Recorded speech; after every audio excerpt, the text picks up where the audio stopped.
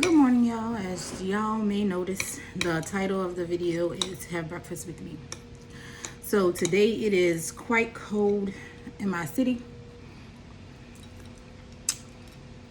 and lots of offices were closed on today. Schools were closed, roads were closed, and so we had a day off. Typically, I don't usually have, I guess, what you would call a hearty breakfast during the week, because I'm usually like busy working, getting the kids off from school, X, Y, and Z. Now I do work from home, so sometimes I am able to bounce around and fix myself what we call here in the South a breakfast meal, right? But most times I'll grab something quick. So I'll put some toast in the toaster, maybe cook up an egg, and have my sausage or bacon already cooked. But today I had a chance to sleep in late, and I got up and actually cooked an entire breakfast. So I cooked me some grits, not quick grits, not instant grits. Took me, maybe it was more than 30 minutes, but I cooked my grits a little long because I like them a certain way. Cooked me some Jimmy Dean sausage from the roll. I made them into little sausage patties myself, and fried myself an egg. Fixed me a cup of coffee. And just decided to come on camera and talk a little bit. So,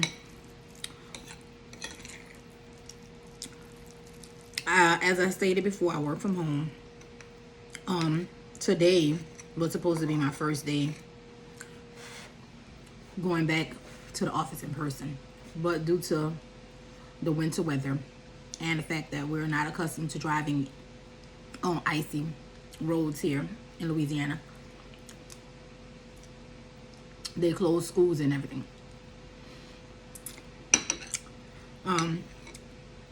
I didn't record myself actually cooking because I typically just forget to turn on my camera, and I guess eventually I'll get accustomed to just turning on the camera and recording my daily tasks, but usually I forget.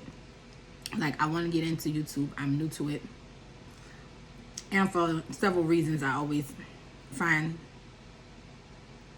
things that discourage me, right? So like now, I'm sitting here having my breakfast, and I still have on my robe. So I recorded a video before where I had on my robe and I was working. Actually, this was on the page where I show my hair business, right? And then somebody commented they liked everything about the video except the fact that I didn't take the time to get dressed, right? And so guys, I honestly recorded that video just the way I was that particular day, because I'd always come up with a million reasons why I couldn't record what I was doing. And another YouTuber said, forget all of the fanciness, just record, right?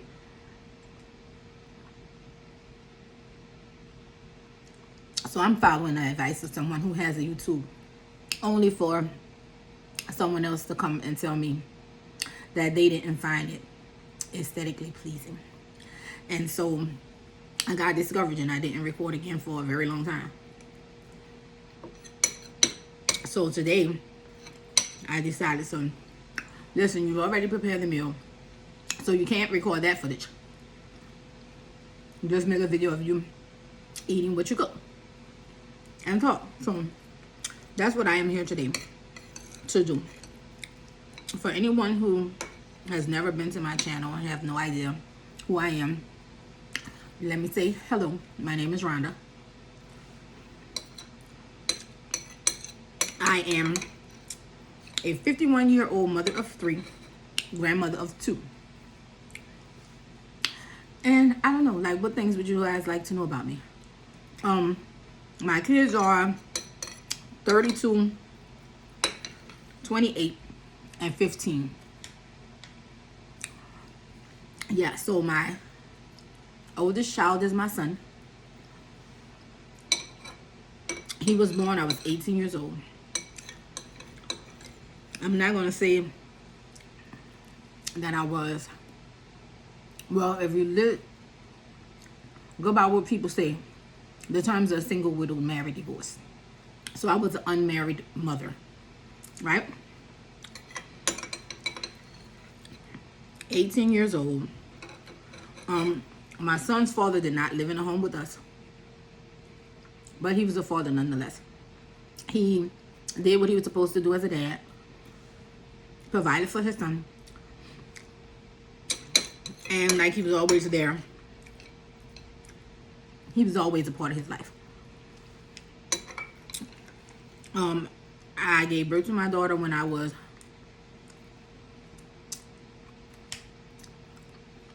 had to be 22, because my kids are 4 years, the older two are 4 years apart. Let's see, my son was born in December. No, I think I may have turned 33 because I was almost 19 when I gave birth to my son. So I may have been 23. Anyway, nevertheless, they're 4 years apart. My daughter's father lived with us up until the time that he became ill when she was about 4 years old. I don't know if I'll share the entire secret. And y'all, pardon the noise, that's my air fryer. I was preparing my hash browns for breakfast for tomorrow. But, so I won't tell the whole story about my daughter's father and his illness because I haven't discussed it with anyone. And not sure how comfortable or uncomfortable they would be with me sharing that story. So I'll have a conversation with at least my daughter and see how she feels about it. If she's okay with me discussing her father's illness, then I'll come back and make a video about, you know, how we discovered it and all of the things, right? So I was a young mother raising 2 kids. We lived in public housing. And I worked, let me see, my first job, I was in high school. And it may have been a little before I was pregnant with my son. I worked at a Popeyes. I learned a lot about at Popeyes. The most important lesson that I learned at Popeyes was that the fast food industry is a very tough industry to work in. Like, I'm not going to say that the work was hard, but it was never ending. So it was very tiring, right? I don't remember how long I worked at that Popeyes, but it wasn't very long. I worked Bayou Classic. I never forget that. So Bayou Classic is in November, around Thanksgiving. I worked Bayou Classic, and I worked at the first Popeyes on Canal Street. So closer to the furthest from Bourbon Street. And like those 2 stores will always have these challenges on who was gonna make the most money. XYZ, right? And I don't ever remember working so hard. But it was my first job, and nevertheless, I had never, well, it was my first, I'm not even gonna say corporate job. It was not my first job because here in the city where I live, New Orleans, there was a summer youth employment program. So I did that, started doing that when I was 14. So that wasn't my first job, but it was the first job where I ever had to do like physical labor. And let me tell you, it was hell in that place because you worked from the moment you walked through the door till the time you walk out of the door.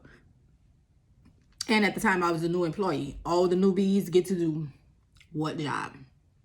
Cleaning the lobby, which included cleaning the bathroom. And I learned that humans, are very nasty and disgusting working there. Like, I just couldn't believe it. I could not believe that people, even if they were not at home, would do the things that they did in a bathroom. I'm like, why would you leave it like this? Like, somebody has to come in here behind you. And just like, why would you want to leave it like that behind yourself? Like, I just could not understand. Like, who raised y'all? Like, from a little child. Like, you were not taught to clean up behind yourself, especially in the bathroom. Like, my grandmother would have blew my back the fuck out had I did some of the things that I saw these people do. Like, it was unbelievable the way they would leave the bathroom. Like, I can't even explain it to y'all. It was so just nasty and disgusting, right? But as a new person, it was my job to clean it. And so I did. And that same grandmother who taught my mother, who taught me that regardless of what your job was, you made sure that you did it as best that you could. And you made certain that nobody did it better than you. So I would clean them nasty ass bathrooms as if it was my own house. And I was the next person to go in there and clean it and use it. Right?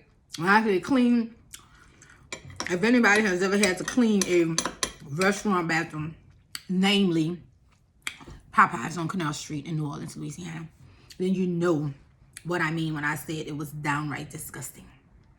But by the time I finished cleaning those bathrooms, you would have never known that it looked like that from the start. Downside was, right after I cleaned it, apparently the very next person to go in there felt the need to make it disgusting and nasty all over again. Like, it was just a never-ending cycle. So after I worked that Baidu Classic, and now we're coming up on Mardi Gras, and the manager tells us that everybody that is employed by the store, and when he said everybody, he meant everybody from the first person hired to the last person hired, was required to work Mardi Gras Day. There was no one whose name was not going to be on the schedule for Mardi Gras Day, right? Now, I lived in public housing, not far from the Popeyes, but not close, right? I mean, I'm young, I'm 18. I can walk to work. It was more than a mile, but I'm young and I'm healthy.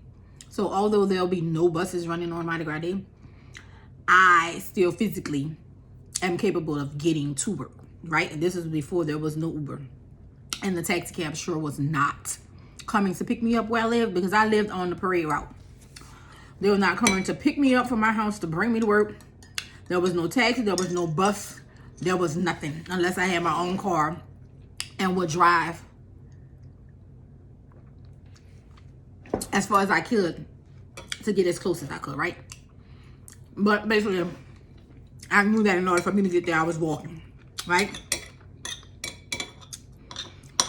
And then I thought about it. I was like, Mardi Gras in comparison to Bayou Classic, right? That's just gonna be 10 times worse than what it was today.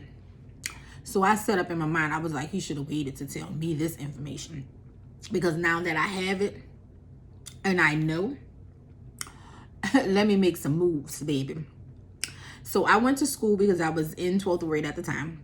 Went and talked to my distributive education teacher and was like, I can't do this.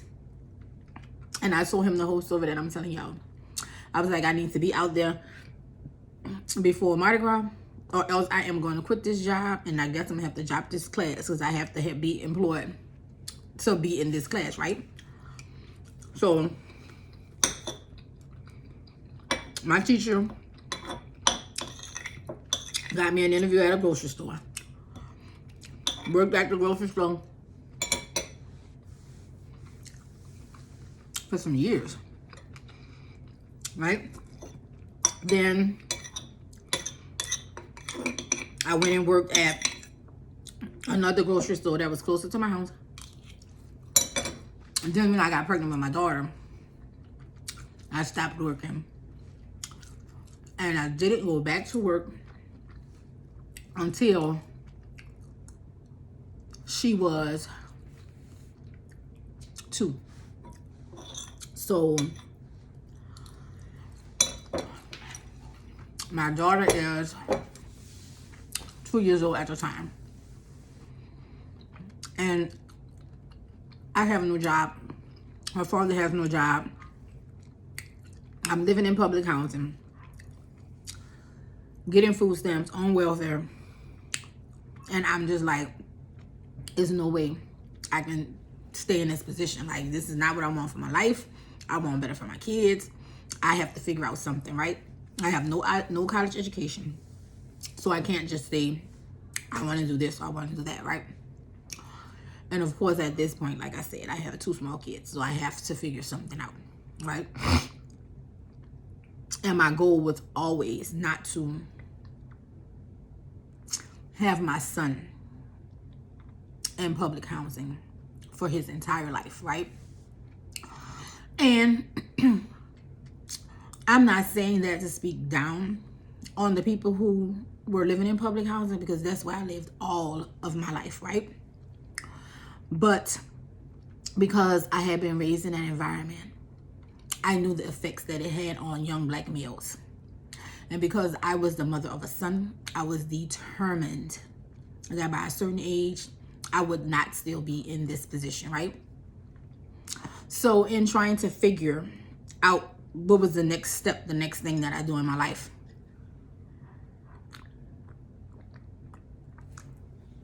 I'm not sure if there was some type of program with the welfare agency. I don't even remember. But I do know that I went in and I talked to my worker, and I was like asking her, like, there is some type of program, some type of something where I can get some training, some education, anything, right? But that was also going to help me with daycare for my kids, because again, my daughter's 2. So that means my son is what, 8? 6. So my son is 6, so I still have 2 small kids. So I go into the office, I speak to the lady, and she tells me about all these programs that they have, right? And I'm not going to say all my childhood, but for a good bit of my childhood, I knew that I wanted to do something in the medical field, right? And I had previously gone to school for a medical assistant. I never became a medical assistant because, honest guys, the pay was the same that I was making at the grocery store. So I was like, if I'm going to make minimum wage, then I can stay working in this grocery store because I'm already doing something that I know how to do, is near to my home, and it just didn't have the liabilities of being a medical assistant, right?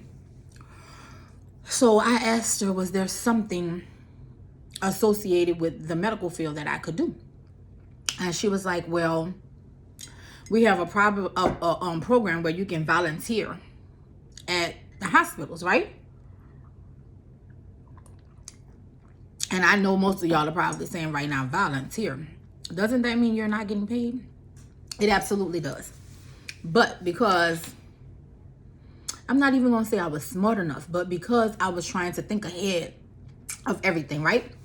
I was like, okay, well, if I go and take this volunteer position in the hospital, then I'll meet and get to know people in the hospital, right? And so when a job that is going to pay me becomes available, by that time, I've talked to enough people in the hospital and I've figured out, like, how do I get a job working in the hospital? So when a job opening comes available, these people already know me. I am in essence, coming to work, although I'm not getting paid, which is going to be a plus to them, because surely they're going to be like, well, if this girl comes here every day and is paid nothing, if we hire her, she's going to work, right? So I had my plan all in place. I'm going to go into the hospital. I'm going to do this volunteer work. I'm going to talk to people. I'm going to find out, how do I get a job doing what you do, right? So that's what I did. So I went into the hospital. I volunteered as a unit clerk. I don't want to lie. I believe it was the 7th floor. I don't remember. But I believe that the nurse who I reported to every day, his name was Ron. It was a male nurse. It was the first time I had a male nurse in any of my life, right? But his name was Ron. So I went on this unit and I volunteered, right?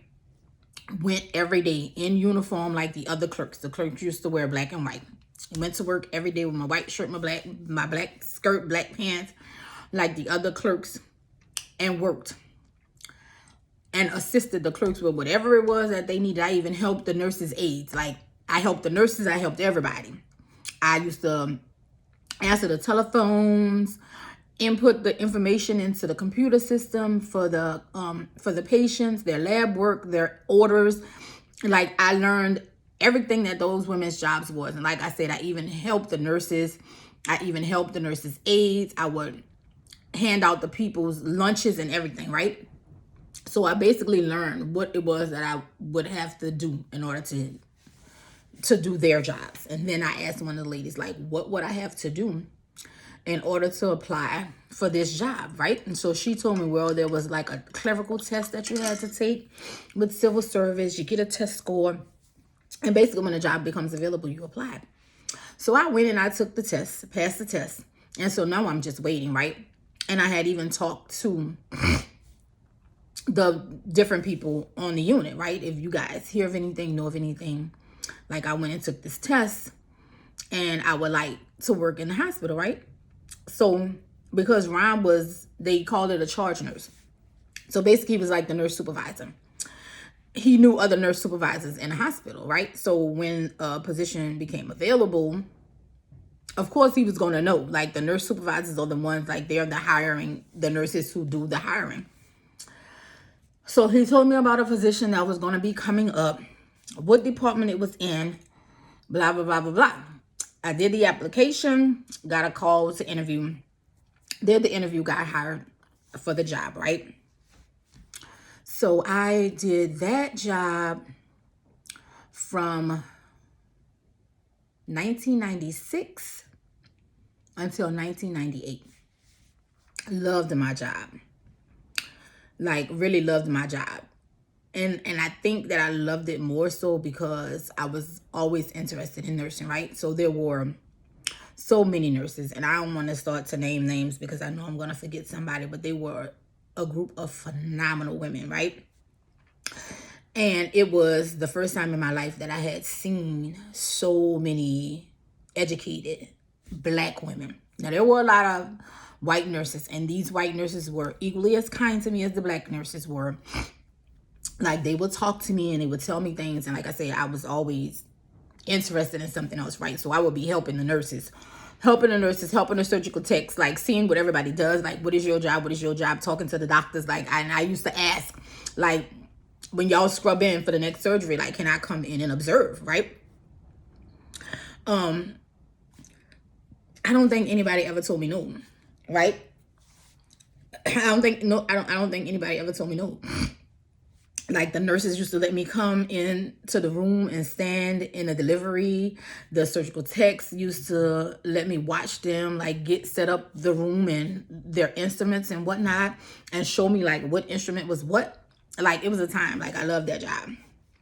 But eventually things on that job went south. Like, there was an incident that happened with a nurse that included the two nurse supervisors, right? Something happened, like, it was a change of shift. So that's why the two nurse supervisors was involved in this incident. And so I don't know if the nurse got fired, she got reprimanded, she got something, but there was a civil service hearing, right? So I get called as a witness for the civil service hearing, right? And they did some things that they absolutely should not have done. So they called me into the office prior to the hearing to basically coach me on what to say. And I was like, but that's not what happened, right? And so they didn't say that this is what you'll say, but basically I knew that that's what they were doing, right? They were trying to coach me into what to say, or basically to find out what my testimony was going to be at this civil service hearing, right? And so I keep saying that's not what happened. Like, I'm not going to go into a civil service hearing. And when I say hearing, this means you're before a judge. Take an oath to tell the truth and lie because you're my supervisor. That's not what happened, right? So because I would not, what would you call it? Tell a lie. Let me just call it what it is. Because I wouldn't tell a lie. When this civil service hearing was over and done with, like, of course, they started doing little shit, right? They're not going to say that it was retaliatory, but it absolutely was. So what they started doing was they started messing with my schedule, like my work schedule, right? So going into the hospital, you already know a hospital is a 24-hour facility, right? We are open every day. We don't close for the holidays. We don't close for hurricanes, tornadoes. World War III could be going on outside. We not closing, right? So we understood that. And you had already been told that, like, your schedule will flex, right? The rule was you would flex 2 shifts, right? If your schedule flexed at all, it was flexed between 2 shifts, right? So what they started doing was they would schedule me for 7:30 in the morning one day, and then schedule me for 11 p.m. to 7 a.m. the next day. And then 2 days later have me on from 11 p.m. to 7 p.m. Like, it was just all sorts of craziness, right? And so it was like, and remember, I have 2 small kids. So imagine trying to figure out someone to have you to sit with your kids, and you working all of these crazy shifts, right? So when I realized that this is what she's doing and this is the reason why she was doing, of course, again, I started looking for another job. So now I'm saying to myself, well, what else would I like to do within state, the realm of what I'm on? Because I'm a state employee, right? What other jobs would I be interested as a state employee? But this time I am looking for jobs that do not require you to work holidays or weekends, right? Because I know that this is what the hospital requires, and I know I have 2 small kids. It's easy for me to get someone to keep my kids during the week. I'm not gonna say it's harder on a weekend, but typically other people work as well, so people want their weekends to themselves. And I can't say I understand, right? My mother was working herself, so for me to want her to keep my kids every single weekend was just like, I didn't feel like it was fair to her. So this is the kind of job I'm looking for, right? So at this point, I already know how to go about applying for these jobs. So I don't know how many applications I put in, a bunch of them, right? Because I was ready to go. I'm already a state employee. I'm permanent, and I'm not about to lose my permanent status, right? Messing around with these people. Because as far as I was concerned, it wasn't worth it. It's just a sign that God is telling you your time is here, is up, right? So I started looking for other employment. Applied for a couple of jobs, but 2 that always stood out to me were the ones that I wanted more than anything, right? So one of them was payroll clerk for another position in a hospital, but it was at the big hospital, which was Charity Hospital, right? At this time, I'm working at University, which was the sister hospital. Is at the big Charity, was what everybody called it. So this position was at the big Charity, right? And I'm like, oh, is at the big Charity? I'm gonna be the payroll clerk, right? That's what was exciting to me about the job. I'll be doing something different from what I'm doing now. Still within state agency, I get to do the people's payroll, right? So I'm gonna get to work with the numbers, and like all the money stuff was like exciting for me, right? And again, remember, my background was from the grocery stores, right? So I did the numbers already. So I was excited about that job. Plus the big Charity was across the street from Macy's, right? So everybody know you work at the big Charity. Like, everybody at lunchtime went to the Macy's, right? Because it's right across the street. So it was exciting. Like, I'll get to go to Lord and Taylor, shop for my kids, like on my lunch hour, right? So I applied for the job at the big charity, and I'm talking to the nurse who is the hiring nurse, right? And so she's telling me about all the perks of the job. This is what you'll be doing. Basically, and no uncertain terms, she was telling me, as long as you have my payroll correct, ain't nobody gonna be on your neck, basically, right? You just, as long as you have folks' money right, nobody is checking for the payroll clerk. They just want their checks to be correct on payroll Friday, right? So I'm like, cool, like, I'm gonna be working at the big charity. I get to be off on the weekends. I'm gonna be the payroll clerk. Basically, my boss then already told me she ain't gonna be harassing me all day. So, like, just as long as I'm doing my job, I'm good. And as long as I worked, I always did my job. So this is not gonna be a problem for me, right? And so the other position was with the Office of Motor Vehicles. Now, I was interested in that because it was something that I had never done before, right? The Office of Motor Vehicles, like, you issue people their driver's license, and like, you're gonna see people all day, right? Plus, same thing, Monday through Friday, off on the holidays, off on, I'm off on the weekend. So it was like, okay, so that was interesting. But I'm gonna tell y'all the truth, I really wanted the job at the big charity, right? Like, that one was right up my alley, because the big charity, again, wasn't that far from my house, so my commute would be short. Nobody was gonna be checking for me as long as I did my work, and then folks got their paychecks on Paycheck Friday. I was gonna be good, right?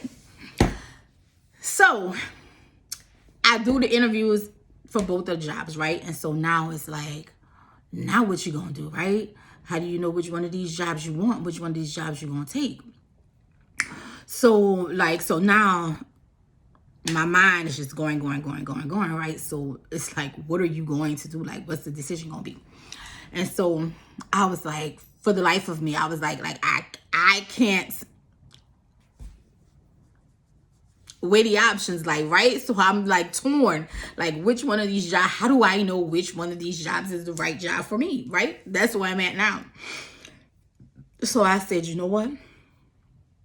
The only person that's going to give me the right answer for this question is my Heavenly Father, right? So I pray, y'all, and I'm sincerely praying, because remember, I'm a single mother. I got these 2 kids that I'm trying to raise and take care of, do my best, provide for them, right?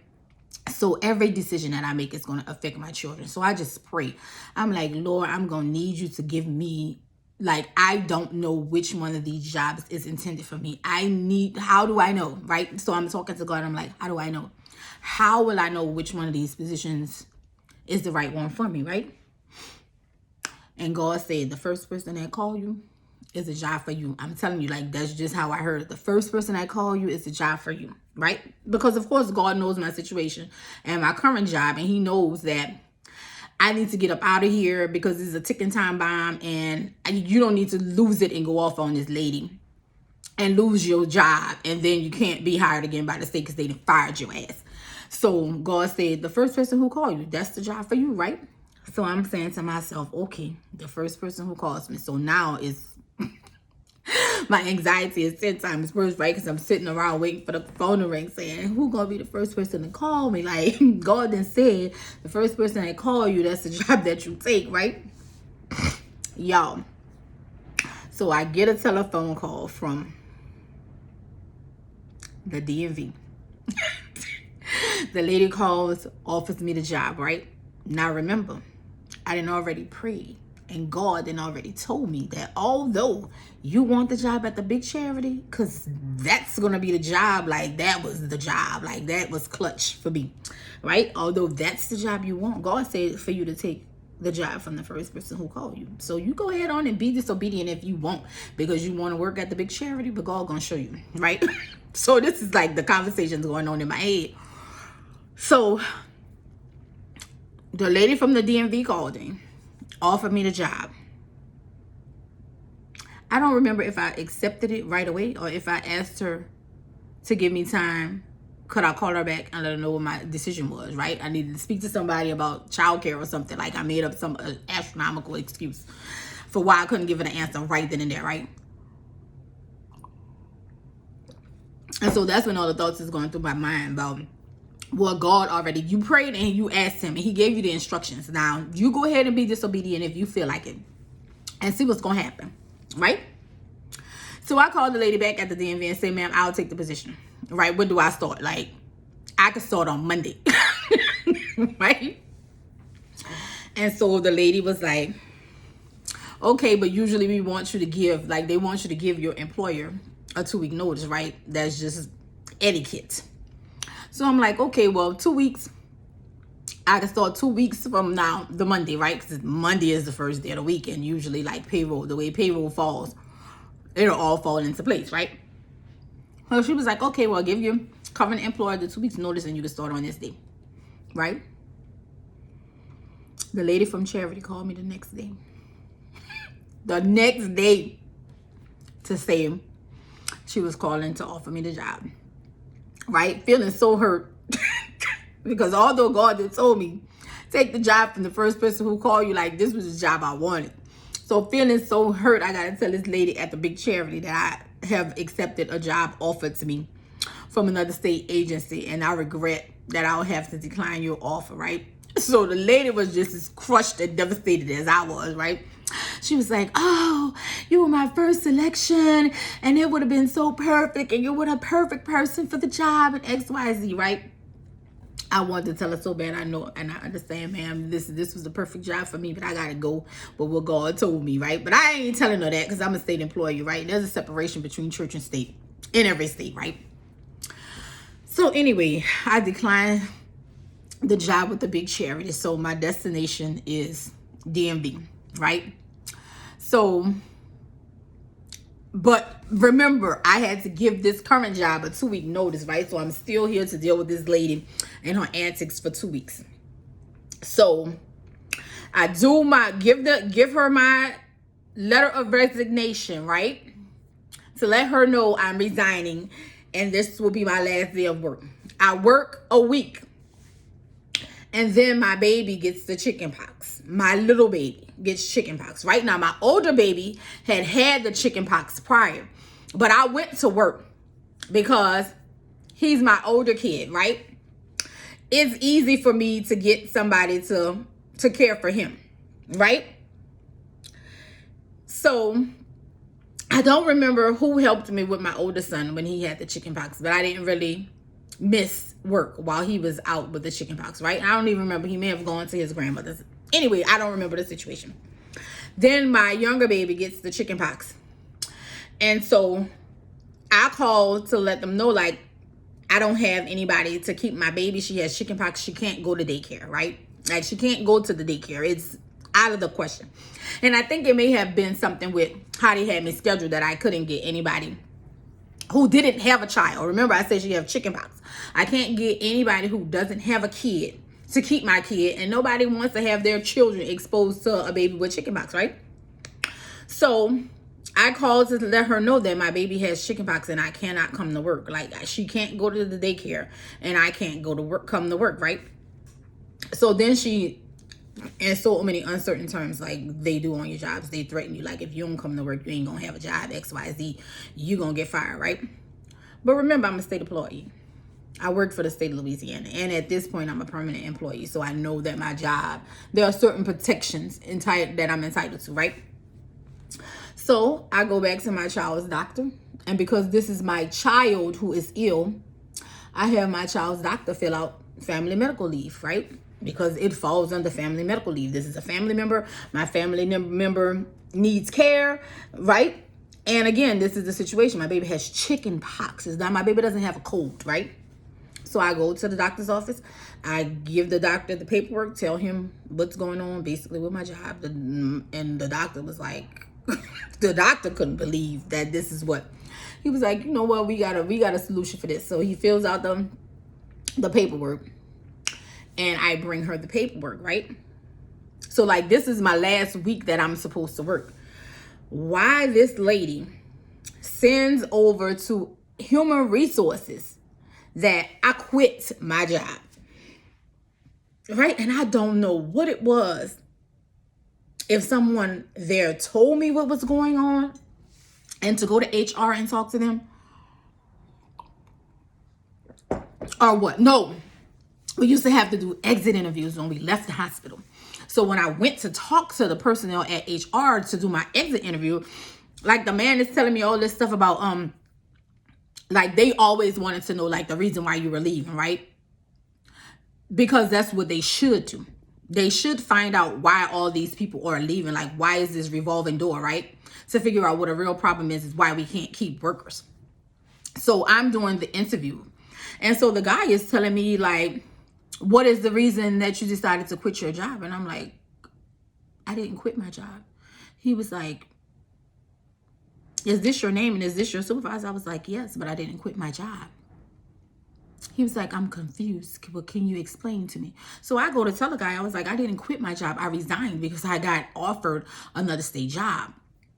And I gave my 2-week notice. I said, no fault of my own. My child takes sick. My baby has chicken pox. My last week that I'm supposed to work in my current job position, right? I say, and I called to let them know that my baby is sick and I can't come to work. They threatened to fire me. I said, so I got FMLA paperwork filled out by the doctor and gave it to them. And so the guy's like, what? He was like, did you happen to keep a copy of your letter of resignation? I said, the same one that I gave her. Yes, sir. Right? And I was smart enough to have brought it with me to my exit interview. So the guy, I said, I have a copy of my resignation letter that I gave her on this. It's dated for the date that I gave it to her with me. So the guy was like, do you mind if I take a copy of that letter? I said, absolutely not, right? Well, come to find out, she had not even told the HR that she got a letter of resignation from me, right? She just made it seem like I was a no-call, no-show for a week and they were terminating me. Yes. So basically she lied to HR, right? And because I had the resignation, and he called her on the phone with me sitting right there. He was like, I don't know if he told her I have Miss Bush here in my office and she's giving me a copy of the letter of resignation that she said she gave to you. Do you have a copy of this letter of resignation? Now, I'm sure at this point he's waiting for her to lie, right? Because he has a copy of my letter of resignation and a copy of my FMLA papers. And this lady would not be sitting in here telling me that she did all these things if she had not done all these things. Now, I don't know what the repercussions for her were because I was already on my way out. And I guess it was a good thing that this all took place my second week, and my exit interview was the second week. So all of these things had been in place, because had they not, I would have had a separation in state service. Anybody that's a state employee knows what that is. I'm not going to go through it here because already this video is long enough. So anyway, I start working at DMV. Now, the thing that was really good about me listening to the response that I got once I prayed was that I worked for DMV for a year. So I became a permanent employee, right? After my year of service, I got an increase in pay, because once you become a permanent employee, you get an increase in your wages, right? 6 months later, they reallocated our job position. So basically, rewrite your job description and what your responsibilities are.